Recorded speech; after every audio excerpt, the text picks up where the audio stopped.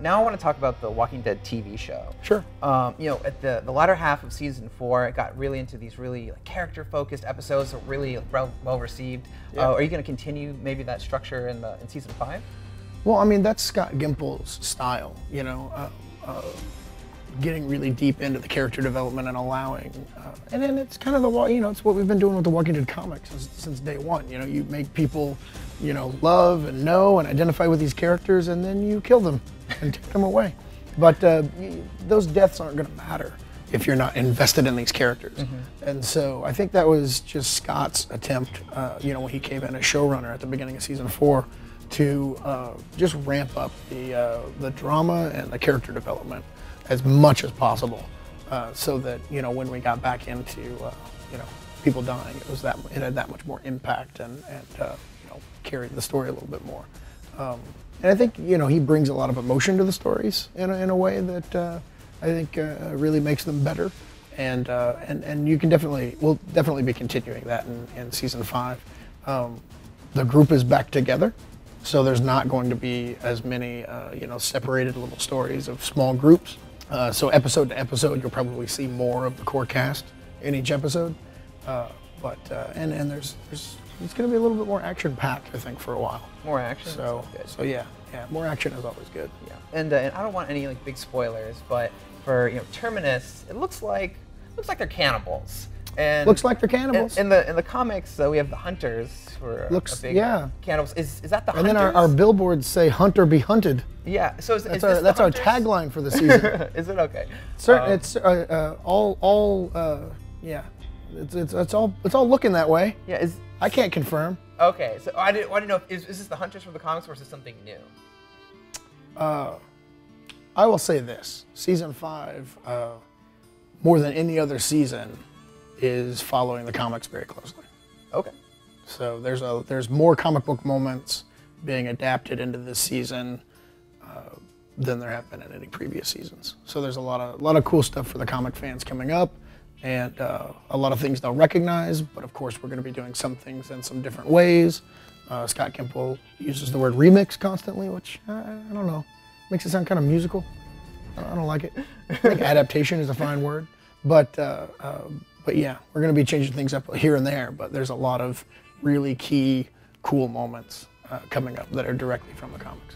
Okay. And what would you say to tease fans? Some of those might be the hunters. I don't know. I'm hoping. I like that. I don't know. You know, what would you say to tease fans for season 5? Like, what's the thing? I remember when season 4 was coming out, you said there's a new threat that people have to deal with that's not zombies, and it ends up being like the sickness. Like, what's like the big thing to like get excited for season 5? I think the biggest thing for season 5 is that the story completely changes. You know, we've been telling stories about, you know, people surviving the zombie apocalypse and fighting zombies, and as we've seen in, you know, some of the trailers, this is a much more, there's a mission to this season, this idea of getting to Washington, and if there's a cure there, and if there's infrastructure there and security there, you know, what is it that's actually in Washington? And I think that having our characters, you know, be suddenly driven with a goal that they can actually accomplish, I think is going to change the way, I mean, it is changing the way we tell stories in a big way. And so the episodes this season are going to feel a little bit different than how the show's felt before.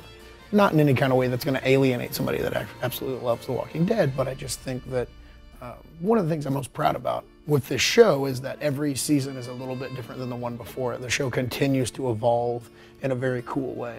And I think that we're evolving a little quicker in season 5 than we have before. Cool, very cool. And last question is about the Walking Dead spin-off show. I know you can't say much about it, but you know, how do you go about approaching it? Like, what's the new angle you're taking on it to make it different from the original show? Well, I mean, all that's going to be revealed. I mean, that's something that we're definitely baking into this from the get-go. There's no end of huge differences that are going to set this apart from, you know, the original show. I can't get into specifics right now. I will say that, you know, having created The Walking Dead in, I don't know, 2003 or whenever it was, 2002, you know, I was like 23 years old. And the idea of competing with my 23-year-old self on this show would be like, you know, what can fat, tired, curmudgeon 35-year-old Robert Kirkman do to compete with spry, young, hip 23-year-old Robert Kirkman? Am I going to be able to show that kid up? That's been a lot of fun. And so, you know, I am coming at this story from a much different perspective, just because I'm old now and tired, and you know, we'll see what that brings. I think everyone's going to be cranky in this one. To go to older age. Yeah, I don't know. Walking We'll Dead, see. cranky. It's Walking Dead, Get Off My Lawn. Can we?